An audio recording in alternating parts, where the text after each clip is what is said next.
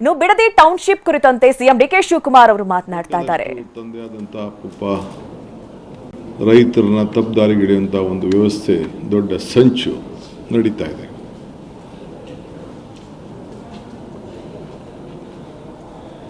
ಎಲ್ಲರ ಮನಸ್ಸಿಗೆ ನೋವುಂಟು ಮಾಡೋದು ನನ್ನ ಅಭಿಲಾಷೆ ಆಗಲಿ, ನನಗಿಷ್ಟ ಇಲ್ಲ.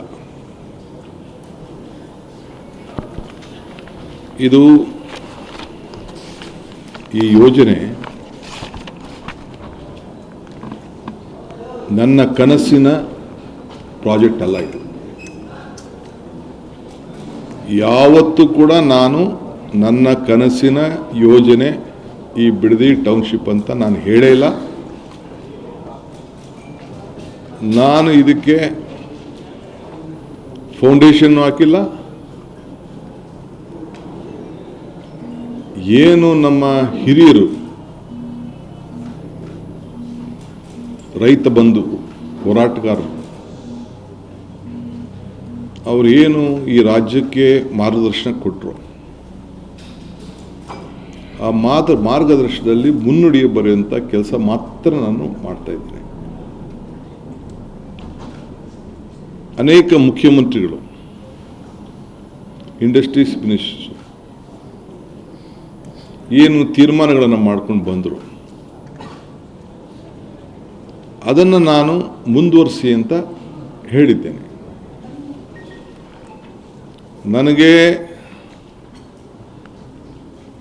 ನಾನೊಬ್ಬ ರೈತನ ಮಗ.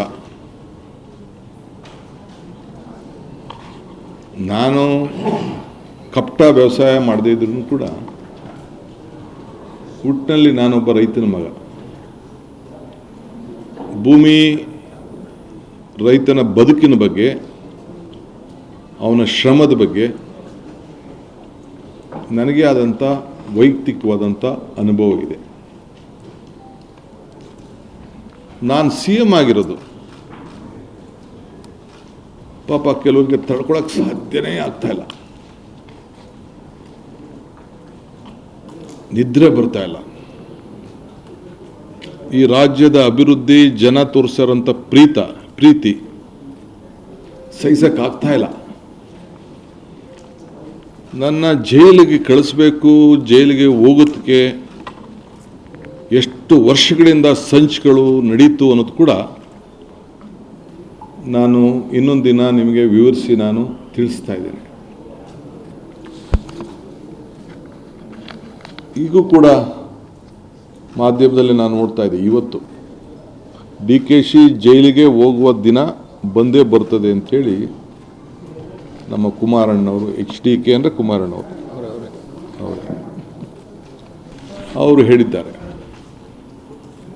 ನಾನು ಸ್ವಾಗತ ಮಾಡ್ತೇನೆ. ನಿಮ್ಮ ಆಸೆಗೆ ಒಳ್ಳೆಯದಾಗಲಿ, ನಿಮ್ಮ ಹೋರಾಟ ಮುಂದುವರಿಲಿ. ಜೈಲೇ ನನಗೇನು ವಸ್ತೇನಲ್ಲ. ತಾವು ಕೂಡ ಬಂದು ನನ್ನ ಜೈಲಲ್ಲಿ ಭಾಳ ಗೌರವದಿಂದ ನೋಡಿದ್ದೀರಿ.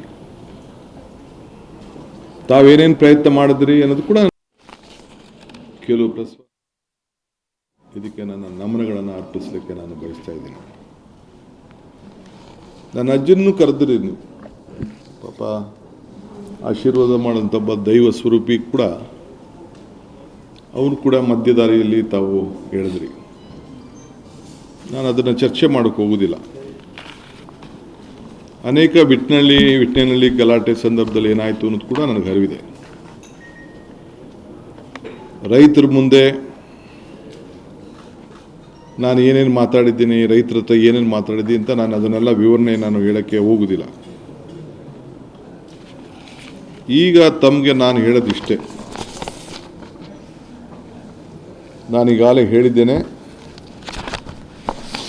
ಇದು ನನ್ನ ಕನಸಿನ ಯೋಜನೆ ಅಲ್ಲ, ನನ್ನ ಯೋಜನೆ ಅಲ್ಲ. ಇದು ನನ್ನ ಯೋಜನೆ ಅವಶ್ಯಕತೆಯೂ ಇಲ್ಲ, ನಂದೋಸ್ಕೊಳ್ಳೋಕೆ ಅವಶ್ಯಕತೆಯೂ ಇಲ್ಲ.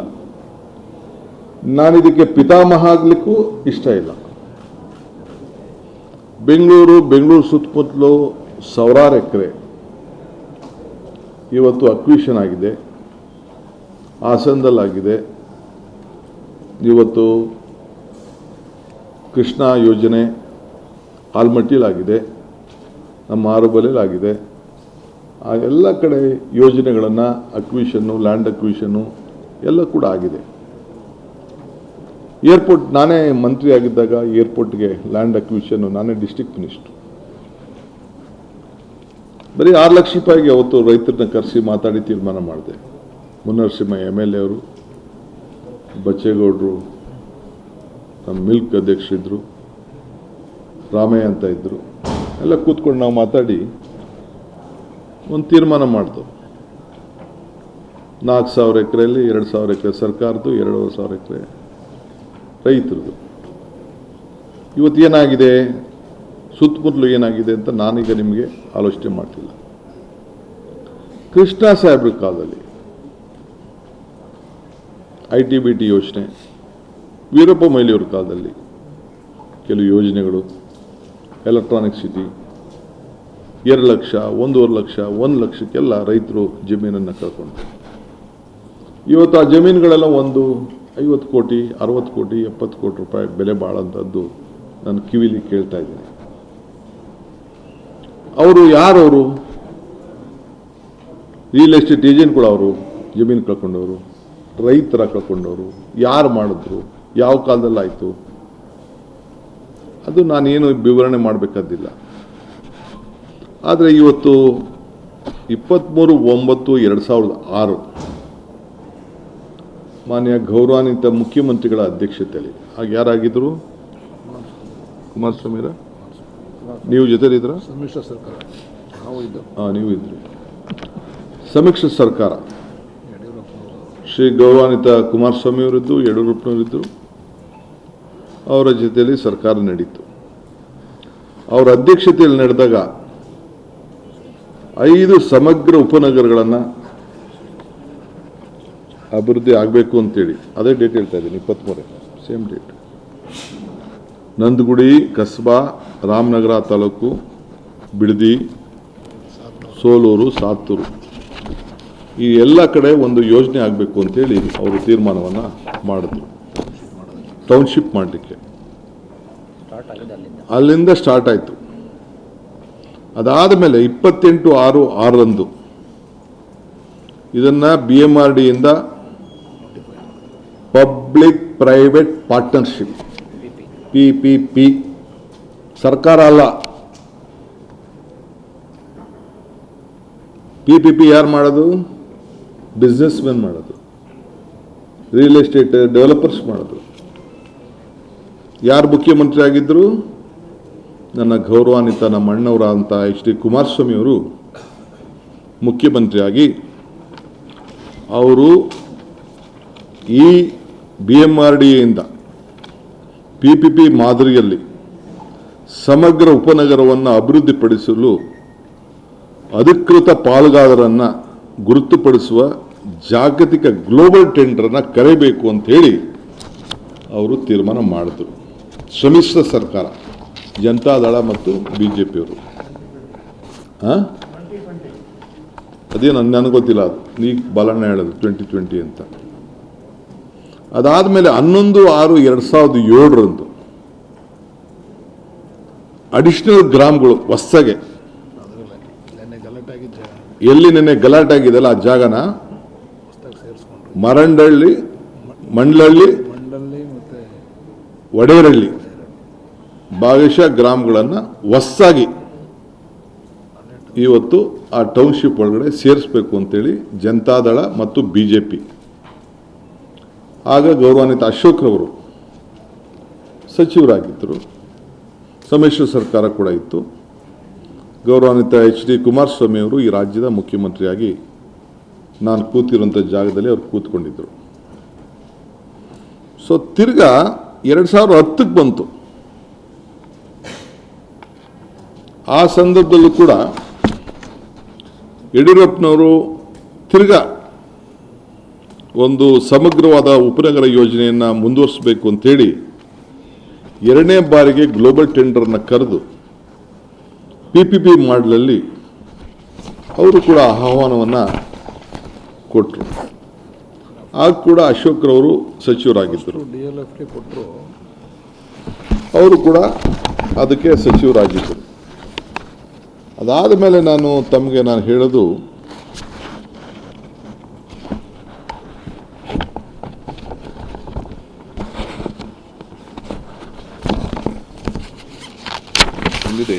ನೆಕ್ಸ್ಟ್ ಬರ್ತೀನಿ.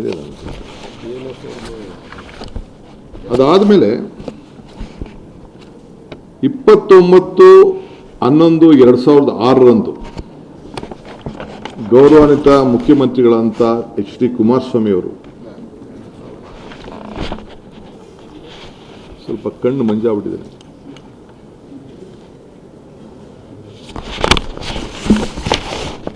ಈ ಭೂಮಿಯನ್ನ ಇದು ಗಮನದಲ್ಲಿಟ್ಕೊಳ್ಬೇಕು. ಈ ಎಲ್ಲ ಭೂಮಿಯನ್ನ, ಖಾಸಗಿ ಜಮೀನನ್ನ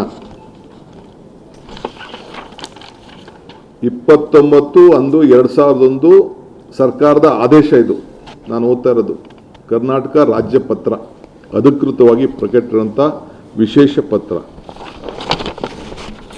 ಈ ಯೋಜನೆಯಲ್ಲಿ ಘೋಷಿಸಲ್ಪಟ್ಟ ಮೇಲ್ಕಂಡ ಗ್ರಾಮದಲ್ಲಿ ಯಾವುದೇ ಪ್ರಾಧಿಕಾರವಾಗಲಿ ಅಥವಾ ಯಾವುದೇ ವ್ಯಕ್ತಿಯಾಗಲಿ ಬೆಂಗಳೂರು ಮಹಾನಗರ ಪ್ರದೇಶ ಅಭಿವೃದ್ಧಿ ಪ್ರಾಧಿಕಾರ ವತಿಯಿಂದ ಪುನರ್ವಸತಿ ಪೂರ್ವಾನುಮತಿ ಪಡೆಯದೆ ಯಾವುದೇ ರೀತಿಯಲ್ಲಿ ಅಭಿವೃದ್ಧಿಗೆ ಅನುಮತಿ ಕೊಡತಕ್ಕದ್ದಲ್ಲ ಅಂಥೇಳಿ ಇದನ್ನ ರೆಡ್ ಝೋನ್ ಆಗಿ ಇದನ್ನ ಇಟ್ಟರು ಅವತ್ತು ಮಾನ್ಯ ಶ್ರೀ ಕುಮಾರಸ್ವಾಮಿ ಅವರು. ಇದರಲ್ಲದೆ ಈ ಭೂಮಿಗಳಲ್ಲಿ ಗ್ರಾಮ ಠಾಣಾ ಪ್ರದೇಶದಲ್ಲಿ ಕೂಡ ಹಳ್ಳಿಗಳನ್ನು ಕೂಡ ವಸತಿ ವಾಣಿಜ್ಯ ಆಸ್ತಿಗಳನ್ನು ಕೂಡ ನಗದು ನೀಡುವ ಪರಿಹಾರ ಕೂಡ ಘೋಷಣೆ ಮಾಡಿ ಆ ಹಳ್ಳಿಗಳ ಮನೆಗಳನ್ನು ಕೂಡ ಯಾರು ಬದುಕನ್ನ ಕಟ್ಟಿಕೊಂಡಿದ್ದಾರೆ, ಯಾರೋ ತಲತಲಾಂತರ ಅಲ್ಲಿದ್ದಾರೆ, ಆ ಮನೆಗಳನ್ನ ಸೇರಿ ಅವ್ರನ್ನ ಒಕ್ಕಲೆಬ್ಬಿಸಲಿಕ್ಕೆ ಆದೇಶವನ್ನು ಹೊರಡಿಸಿದ್ರು. ಅವ್ರಿಗೆ ಏನೇನು ದುಡ್ಡು ಕೊಡಬೇಕು ಅಂತ ತೀರ್ಮಾನ ಕೂಡ ಮಾಡಿದ್ರು. 600 ಅಡಿ ಮನೆ ಇದ್ರೆ 9,000 ಅಡಿ ಕೊಡಬಹುದು, 600 ಚದರ ಇಂದ 9,000 ಇದ್ರೆ 1,200 ಅಡಿ ಕೊಡಬೇಕು. ಸೊ ಹಂಗಂತೇಳಿ ಅವ್ರದ್ದೇ ಆದಂಥ ವಿವರಗಳನ್ನು ಕೊಟ್ಟು 2,400 ಅಡಿ ಮೇಲಿರುವಂಥ ನಿವೇಶನ ಮನೆ ಇದ್ದರೆ ಅವ್ರಿಗೆ 3,000 ಕೊಡ್ಬೋದು ಅಂತೇಳಿ ಅವರೇ ತೀರ್ಮಾನ ಕೂಡ ಮಾಡಿದ್ರು.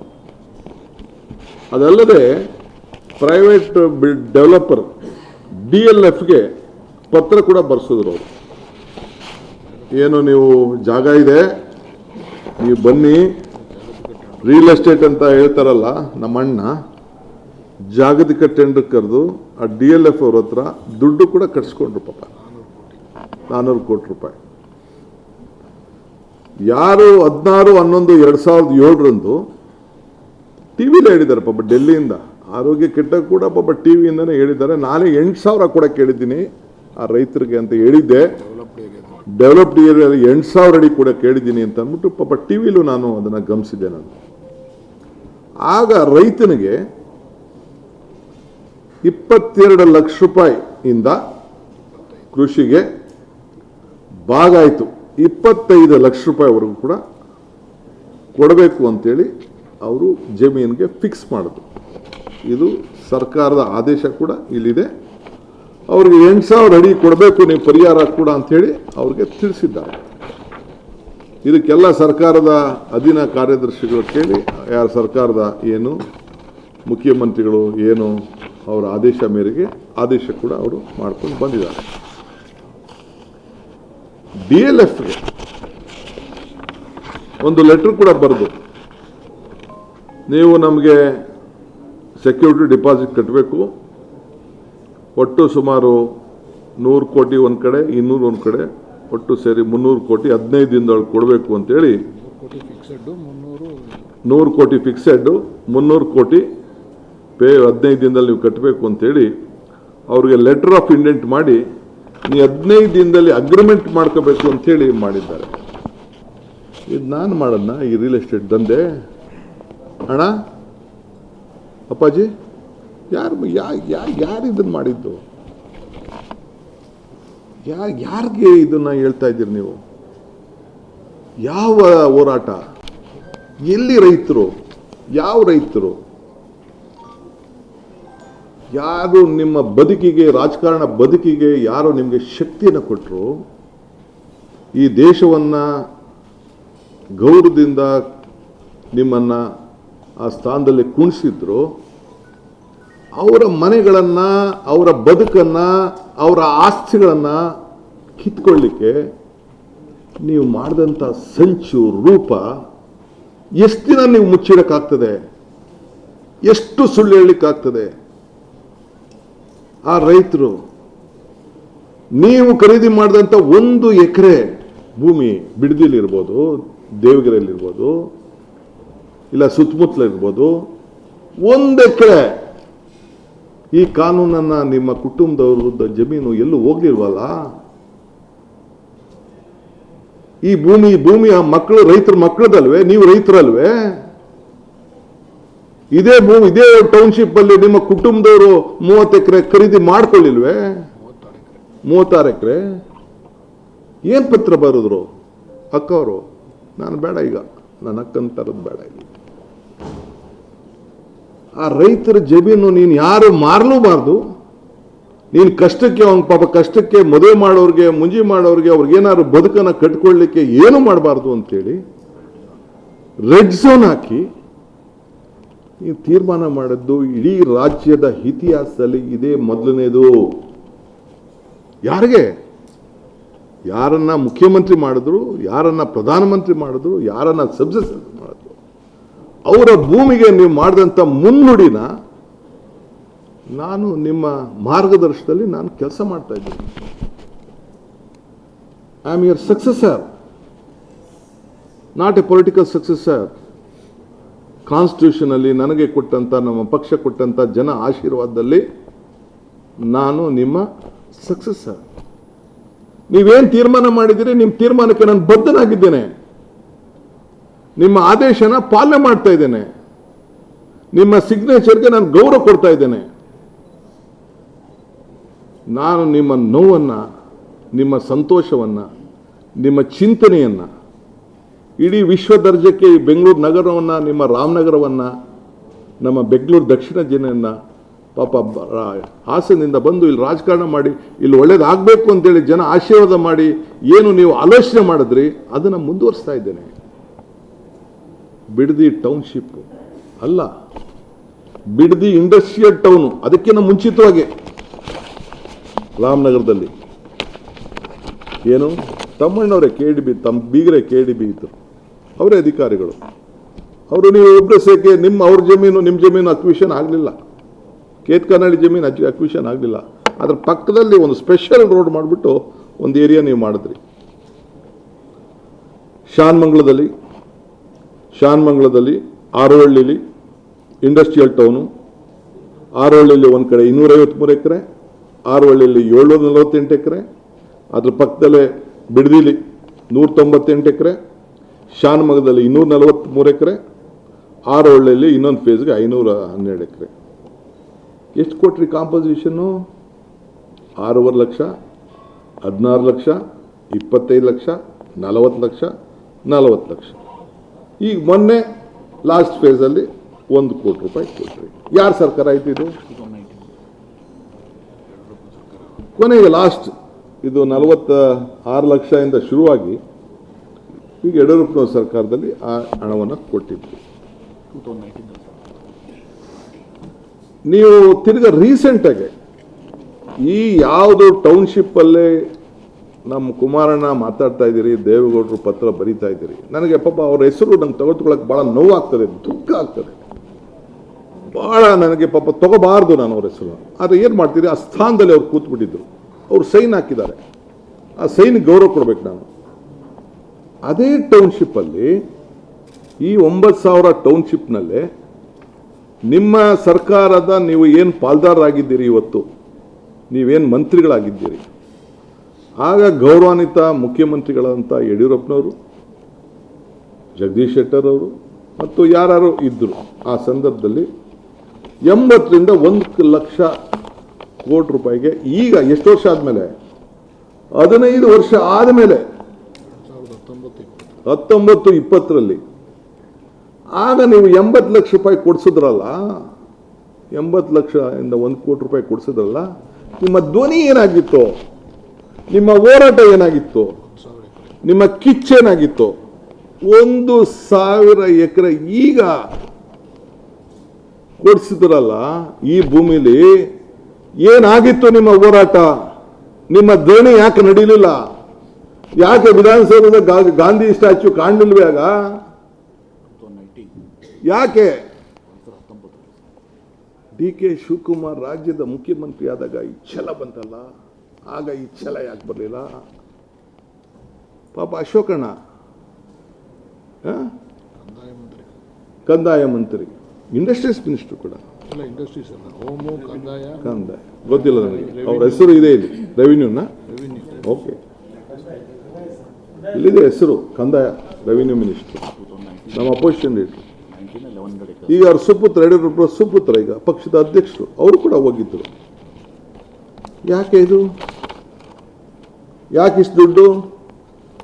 ಯಾಕೆ ಧ್ವನಿ ಎತ್ತಕ್ಕಾಗಲಿಲ್ಲ? ನಾನು ಇದಾದ್ಮೇಲೆ ನಮ್ಮ MP ಪಾಟೀಲ್ ಅವ್ರು ಕೇಳಿದೆ, ಏನಪ್ಪ ಇದೇನು ಕತೆ ಅಂತ.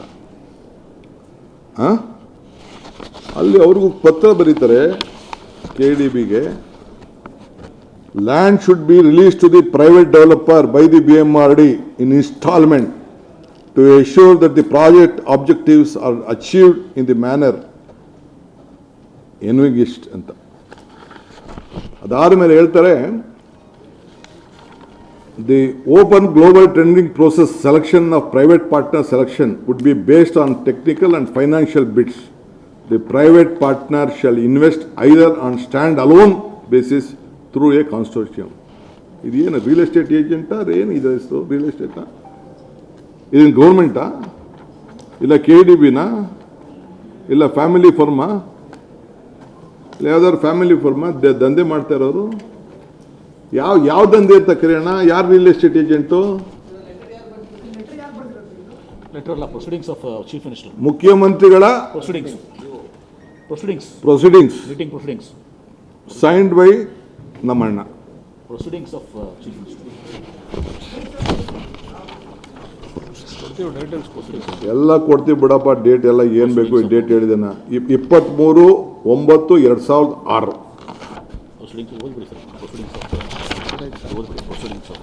Proceedings of the meeting under the chairmanship of Honorable Chief Minister. But the date ಪಾಪ ತಮಗೆ ಇನ್ಫಾರ್ಮೇಶನ್ ಇದೆ, ತೆಗೆದುಕೊಳ್ಳಿ.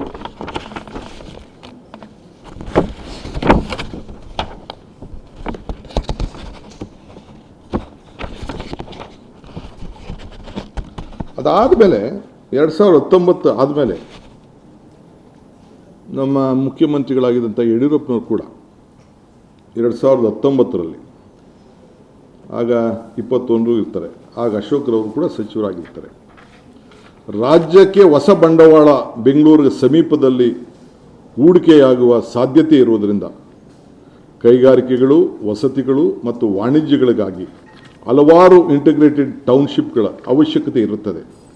ಇದಕ್ಕಾಗಿ ಈ 9,000 ಎಕರೆ ಭೂಮಿ ಸೂಕ್ತವಾಗಿರುತ್ತದೆ. ಆದ್ದರಿಂದ ಚೀಫ್ ಸೆಕ್ರೆಟರಿ ಅಧ್ಯಕ್ಷತೆಯಲ್ಲಿ ಒಂದು ಕಮಿಟಿ ಮಾಡಿಬಿಟ್ಟು ರಿಪೋರ್ಟ್ ತರಿಸ್ಕೊಂಡು ಆ ಪ್ರದೇಶದ 35% ಕೈಗಾರಿಕೆ, 30% ವಸತಿ, ಉಳಿದ ಭೂಮಿಯನ್ನು ಇತರ ಉದ್ದೇಶಕ್ಕೆ ಮಾಡಬೇಕು ಅಂತೇಳಿ ಅವರಿಗೆ ಆಗ ಅವತ್ತು ಮಾರ್ಗದರ್ಶನವನ್ನು ಕೊಟ್ಟರು. ನಾನು ಜಾಸ್ತಿ ಮಾತಾಡೋಕ್ಕೆ ಹೋಗೋದಿಲ್ಲ, ಜಾಸ್ತಿ ಪ್ರೆಸ್ ಕಾನ್ಫರೆನ್ಸ್ಗೆ ಪಾಪ ನನಗೆ ಇಷ್ಟ ಇಲ್ಲ, ವಿಧಿ ಇಲ್ಲ, ಹೇಳಲೇಬೇಕು. ನನಗೆ ಪಾಪ ಯಾರು ಬಂದು ಈ ವಯಸ್ಸಲ್ಲಿ ಗಾಂಧಿ ಸ್ಟ್ಯಾಚ್ಯೂ ಮುಂದೆ ಪಾಪ ಯಾರಿಗೆ ಮನಸ್ಸು ನೋಯಿಸೋಕ್ಕೆ ಇಷ್ಟ ಇಲ್ಲ. ಯಾವ ನನ್ನ ತಾಯಿ ಪೊರಕೆಗೇಟು ನಮ್ಮ ಅಧಿಕಾರಿಗಳು ಹೊಡೆಯೋ ಅವಶ್ಯಕತೆ ಇಲ್ಲ. ನನಗೆ ಬೇಕಾದ್ರೆ ಹೊಡೆಯಲಿ, ನಾನು ಹೊಡೆಸ್ಕೊಳ್ಳೋಕೆ ರೆಡಿ ಇದ್ದೀನಿ. ನಂದೇನಾದ್ರು ತಪ್ಪಾಗಿತ್ತು, ನಾನೇನಾದ್ರು ತಪ್ಪು ಮಾಡಿದರೆ, ಅವ್ರ ಬದುಕಿಗೆ ನಾನೇನಾದ್ರು ಕೈ ಹಾಕಿದರೆ, ನಾನು ಈ ವಾಸ್ತವಾಂಶ ತಿಳಿಸ್ಬೇಕಲ್ಲ, ಇದನ್ನು ಎಲ್ಲರಿಗೂ ತಿಳಿಸ್ಬೇಕಲ್ಲ.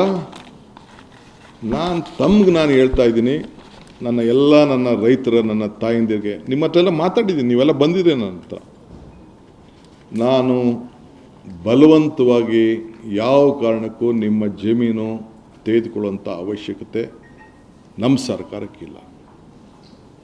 ಮುಖ್ಯಮಂತ್ರಿಗಳಾದಂಥ ಗೌರವಾನ್ವಿತ ಕುಮಾರಸ್ವಾಮಿಯವರು, ಯಡಿಯೂರಪ್ಪನವರು ಏನು ಮಾರ್ಗದರ್ಶನವನ್ನು ಕೊಟ್ಟಿದ್ದಾರೆ ಅವೆಲ್ಲ ಮುಂದುವರೆದಂಥ ಯೋಜನೆಗಳು. ಇದು ಕಂಟಿನ್ಯೂಷನ್ ಪ್ರೋಸೆಸ್. ಇದು ನಾನಿರ್ಬೋದು, ಇನ್ನೊಬ್ರು ಇರ್ಬೋದು, ಅದನ್ನು ನಾವು ಮುಂದುವರಿಸ್ತಾ ಇದ್ದೀವಿ. ಅದು ಬಿಟ್ಟರೆ ನಾನು ಇದಕ್ಕೆ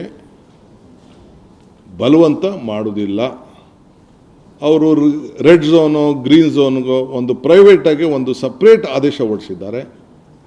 ಅದು ಮುಂದುವರಿತದೆ. ಯಾರು ರೈತರು ಇಲ್ಲ ಪಾಪ ಅವ್ರು ಯಾರು ಮಾರ್ಕೊಳ್ಳೋಂಗಿಲ್ಲ, ಅವ್ರು ಬದುಕು ಕಟ್ಕೋಬೇಕು, ಅವ್ರಿಗೇನೋ ನೋಡ್ಕೋಬೇಕು. ಯಾರು ಮಾರ್ಕೋತೀನಿ, ಇಲ್ಲ ನಾನು ಕೊಟ್ಬಿಡ್ತೀನಿ, ನನ್ನ ದುಡ್ಡು ಕೊಡಿ ಅಂತ ಅಂದರೆ ಈಗಾಗಲೇ ನೋಟಿಫಿಕೇಷನ್ಗಳು ಆಗೋಗಿದೆ. ಯಾರು ಬೇಕಾದ್ರೂ ಹಣ ತೆಗೆದುಕೊಂಡು ಹೋಗಲಿ. ನಾನು ಬಲವಂತ ಮಾಡೋದಿಲ್ಲ. ಮುಂಚಿತವಾಗಿ ನಾನು ರೈತಗಳ ಹತ್ರ, ಅಧಿಕಾರಿಗಳ ಹತ್ರ ಕರೆದು ಮೀಟಿಂಗ್ ಮಾಡಿದ್ದೀನಿ. ಅವ್ರು ಘೋಷಣೆ ಮಾಡಿದ್ದೀನಿ 2 ರಿಂದ 2.5, 3 ಕೋಟಿ ರೂಪಾಯಿವರೆಗೂ ಕೊಡಬೇಕು ಅಂತ ರಿಕ್ವೆಸ್ಟ್ ಮಾಡ್ಕೊಂಡು ಆಗಲಿ ಅಂತ ಹೇಳಿದ್ದೀನಿ. ಯಾರು ಮುಂದೆ ಬರ್ತಾರೋ, ಯಾರು ಬೇಕೋ ಅವ್ರು ತೆಗೆದುಕೊಂಡು ಹೋಗಲಿ, ಯಾರು ಬೇಡ ಬಲವಂತ ಏನಿಲ್ಲ. ಅವ್ರ ಭೂಮಿ ಅವ್ರು ಇಟ್ಕೊಳ್ಳಿ, ಅವ್ರು ಏನು ಬೇಕಾದ್ರೆ. ನಾನು ಹೇಳ್ತೀನಿ ಕೇಳಿ, ಕುಮಾರಣ್ಣ 8,000 ಅಂತ ಹೇಳಿದ್ರು. ನಾನು ಇಲ್ಲ, 50% 9,000 ಚಿಲ್ಲರೆ ಕೊಡಬೇಕು ಅಂತೇಳಿ ರೈತರ ಹತ್ರ ಕನ್ವಿನ್ಸ್ ಮಾಡಿ, ಅವ್ರು ಹೇಳಿದಂಥ ಬೆಲೆನ ನಿಗದಿ ಮಾಡಿ, ಯಾವನೋ ಬಂದವನು ಹಾಕ್ಕೊಳ್ಳಿ ಬಂಡವಾಳ ಅಂತೇಳಿ ಮಾಡಿ ತೀರ್ಮಾನ ಮಾಡಿ ಈಗಾಗಲೇ ದುಡ್ಡುಗಳ ತೆಗೆದುಕೊಂಡು ಹೋಗಿದ್ದಾರೆ. ಸೊ ಯಾರು ಬರ್ತಾರೆ ಅವ್ರಿಗೆ ಸ್ವಯಂ ಇಚ್ಛೆಯಿಂದ. ನಾನು ನೈಸ್ದು, ಏರ್ಪೋರ್ಟ್ದು, ಇರಿಗೇಷನ್ ಎಲ್ಲ ನಾನು ಬೇರೆ ಸಂದರ್ಭದಲ್ಲಿ ನಾನು ಮಾತಾಡ್ತೀನಿ. ಈಗ ಅದೆಲ್ಲ ನಾನು ಮಾತಾಡೋಕ್ಕೆ ಹೋಗೋದಿಲ್ಲ, ಬೇರೆ ವಿಚಾರ. ಇಲ್ಲೇನೆ ಒಟ್ಟು ಯಾರ ಆಸ್ತಿ ಕೂಡ ನಾವು ಬಲವಂತವಾಗಿ ನಾನು ತೆಗೆದುಕೊಳ್ಳುವಂಥ ಅವಶ್ಯಕತೆ ಇಲ್ಲ. ಅವರು ನೆಮ್ಮದಿಯಾಗಿರ್ಬೋದು. ಯಾರು ದಣು ತೆಗೆದುಕೋಬೇಕಾಗಿಲ್ಲ, ಯಾವ ಸ್ಟ್ರೈಕು ಬೇಡ. ನಿಮ್ಗೇನೋ ಆಸೆ ಇದ್ದರೆ ನನ್ನ ಮೇಲೆ ಏನು ಬೇಕಾದ್ರೂ ನಿಮ್ಮ ಪ್ರಯೋಗಗಳು ಮಾಡಲಿ. ಏನೇನು ಬೇಕೋ ಪ್ರಯೋಗ ನಡೀತಾ ಇದೆ. ಕೇಸು, ಲಾಯರು, ಕೌಂಟ್ರ್ ಕೇಸು, ಮತ್ತೊಂದು ಜೈಲಿಗೆ ಕಳಿಸುವಂಥ ಸಮೀಪ ಬರ್ತಾ ಇದೆ. ರೆಡಿ ಇದ್ದೀನಿ ಕುಮಾರಣ್ಣ, ಯು ಆರ್ ಮೈ ಬ್ರದರ್. ನೀನು ನನಗೆ ಜೈಲಿಗೆ ಕಳಿಸ್ಬೇಕು ಅಂತ ಆಯಿತು, ನೀನು ಆಶೀರ್ವಾದ ಮಾಡು. ಕೃಷ್ಣ ಜನ್ಮಸ್ಥಳದಲ್ಲೂ ನಾನು ನೀನು ಕೂಡ ಬಂದು ನಾನು ಭೇಟಿ ಮಾಡಿದ್ದೀನಿ. DKS cautions against force acquisition, land deal, ನಾನು ಲ್ಯಾಂಡಿಲ್ ಅಂತೆ. You will be in jail for his misdeeds. I welcome you. You have good advocates.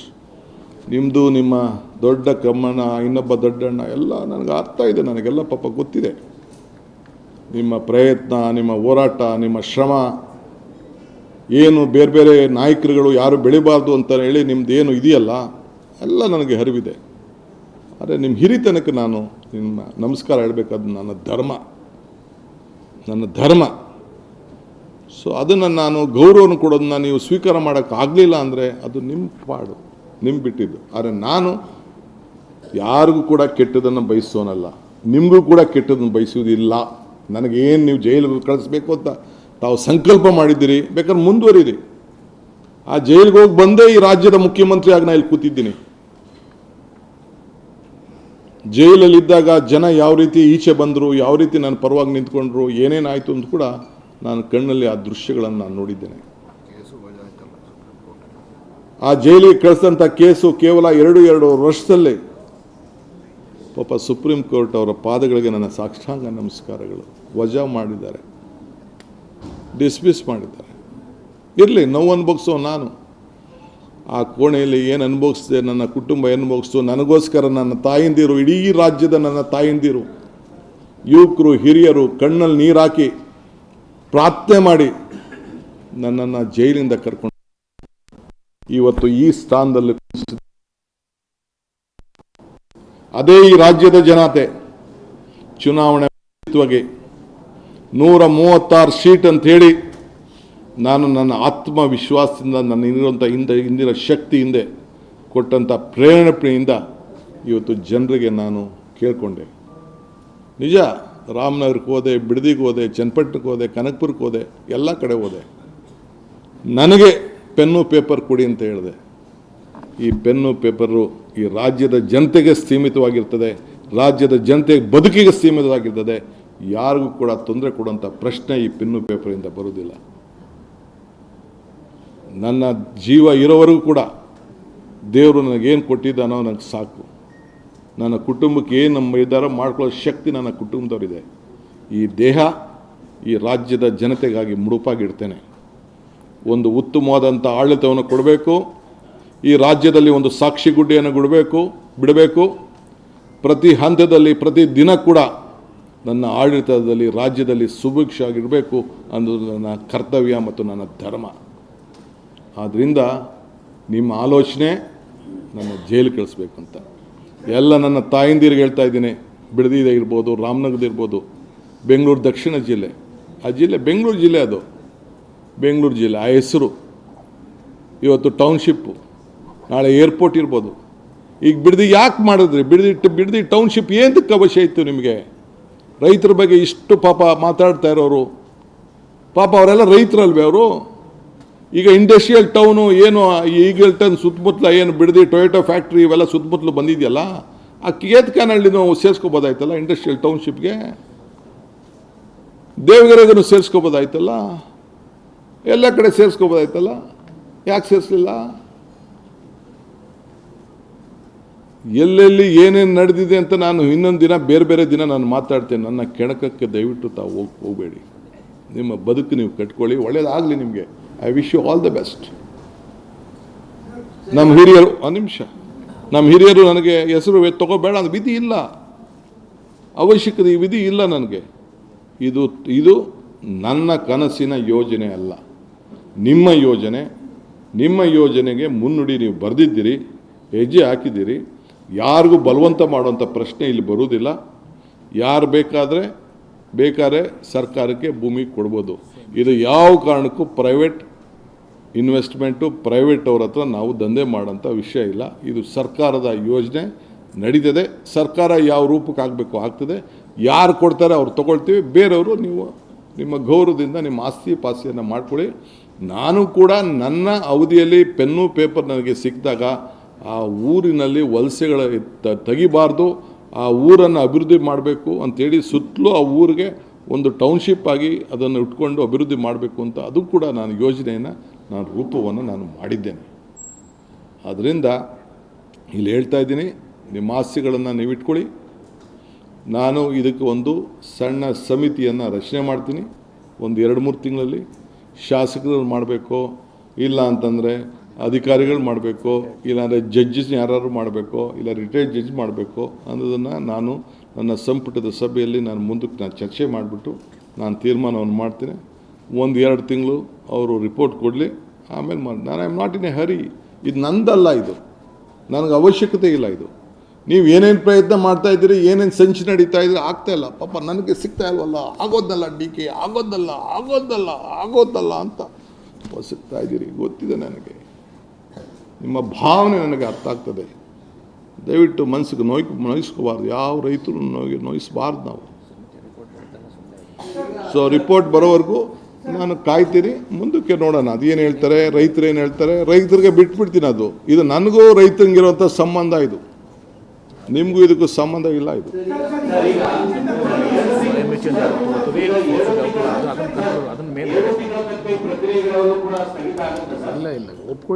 ನೋಡಪ್ಪ, ಸ್ವ ಇಚ್ಛೆಯಿಂದ ಯಾರಿಗೆ ಆಸ್ತಿ ನಮಗೆ ಇದು ಝೋನಿಂಗ್ ಇದೆ, ನಮ್ಗೆ ಬೇಕು, ದುಡ್ಡು ಬೇಕು ಅಂತ ಹೇಳ್ತಾರೆ, ಅವ್ರಿಗೆ ಕೊಡ್ತೀವಿ.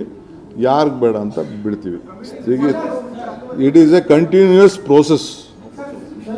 We will not force anyone.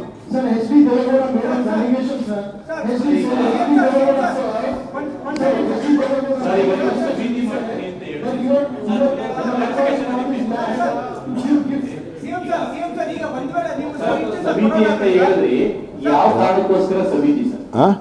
ಏನಕ್ಕೋಸ್ಕರ ಸಮಿತಿ ಅಂತ?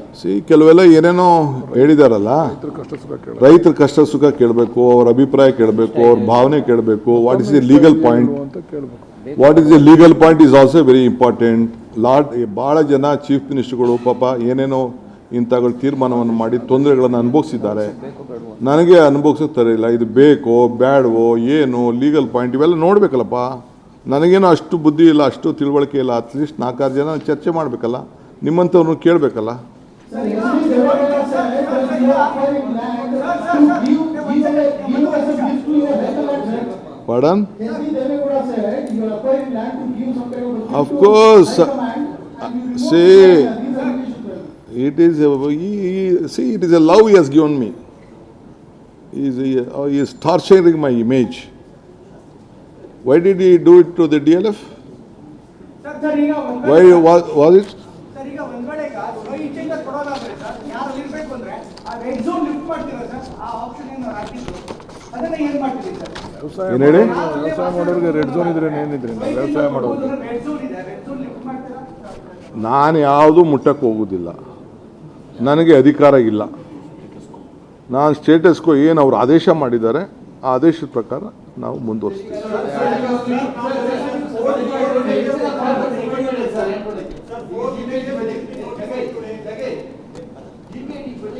ನಾನು ನಮ್ಮ ರೈತರಿಗೆ ನಿಮ್ಮ ಬದುಕನ್ನು ನೀವು ಕಟ್ಕೊಳ್ಳಿ, ನಂದು ಯಾವ ಥರದ ಅಭ್ಯಂತರ ಇಲ್ಲ.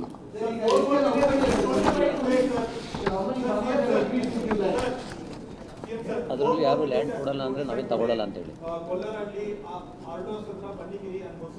ಅಂದ್ರೆ ಯಾರು ಕೊಡಲ್ಲ ಅಂದ್ರೆ ನಾವೇನು ಫೋರ್ಸ್ ಮಾಡಲ್ಲ. ನೋ ಸಿ ಯಾರು ಜಮೀನನ್ನು ಕೊಟ್ಟಿದ್ದಾರೆ ಅಲ್ಲಿ ಕೊಟ್ಟಿದ್ದಾರೆ, ಕೊಡ್ತೀನಿ ಅಂತ ಇದ್ದಾರೆ, ಕೊಡೋರು ಇದ್ದಾರೆ, ಅವ್ರು ತಗೊಂಡು ನಮ್ದು ಏನು ಬೇಕೋ ಸರ್ಕಾರದ ಯೋಜನೆ ಇದೆ, ಸರ್ಕಾರದ ಯೋಜನೆ ಮುಂದುವರಿತದೆ. Why I should stop?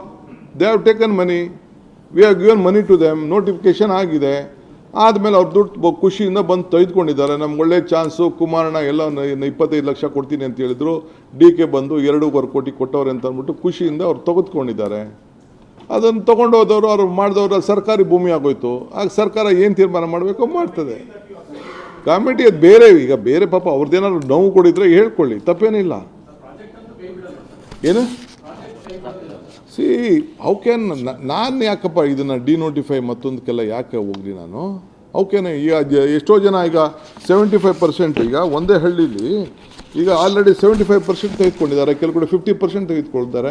ಈಗ ನೋಟಿಫಿಕೇಶನ್ ಆದಮೇಲೆ ಮುಂದಕ್ಕೆ ತೊಗೊಂಡು ಹೋಗ್ಬೋದು, ಕೆಲವು 60% ತೊಗೊಂಡಿದ್ದಾರೆ. ಅದನ್ನು ನಾನು ಬಿಟ್ಬಿಟ್ಟು ದುಡ್ಡು ಅವ್ರು ಈಸ್ಕೊಬಿಟ್ಟು ಆದಮೇಲೆ ಕೊನೆಗೆ ವ್ಯವಸಾಯ ಮಾಡೋಕ್ಕೆ ಬಿಡೋಕ್ಕಾಗ್ತದಾ? ರಿಪೋರ್ಟ್ ಬಂದು ತೀರ್ಮಾನ ಮಾಡ್ತೀವಿ ಅಂತ ಹೇಳಿ ರಿಪೋರ್ಟ್ ಬರೋ ತನಕ ಯಾರು ಏನೂ ಮಾತಾಡೋದು ಬೇಡ ಅಂತೇಳಿ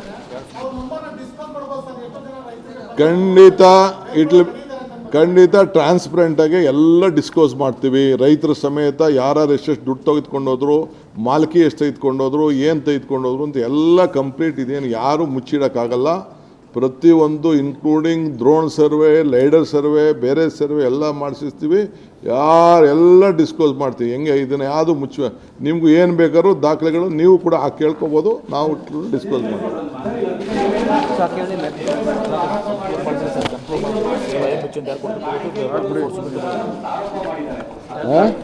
ಹೈಕಮಾಂಡ್ಗೆ ಏನೋ ಒಪ್ಕೊ ಬಂದಿದ್ದಾರೆ, ಅದನ್ನ ಕೊಡೋಕ್ಕೋಸ್ಕರ ಬಿಡದಿ ಟೌನ್ಶಿಪ್ ಮಾಡಿದ್ದಾರೆ. ಅವ್ರಿಗೆಲ್ಲ ಉತ್ತರ ನೋಡಿ, ಅವಕ್ಕೆಲ್ಲ ನಾನು ಉತ್ತರ ಕೊಡೋಕೆ ಹೋಗಕ್ಕೆ ಇಷ್ಟ ಇಲ್ಲ. ಅವರು ನಿಮ್ಮ ಕೈಲಿ 2006 ಮಾಡಿದ್ದು, ನೀವು ಮಾಡಿದ್ದು ಇದು ನಮ್ಗೆ ನಾವು ಅವಶ್ಯಕತೆ ಇಲ್ಲ. ನೀವು ಯಾರು ಕೊಟ್ಟಿದ್ರಿ ಆಗ? ಹೈಕಮಾಂಡ್ ಯಾವ ಹೈಕಮಾಂಡ್ ನೀವು ಯಾವ ಹೈಕಮಾಂಡ್ ನೀವು ಕೊಟ್ಟಿದ್ರಿ?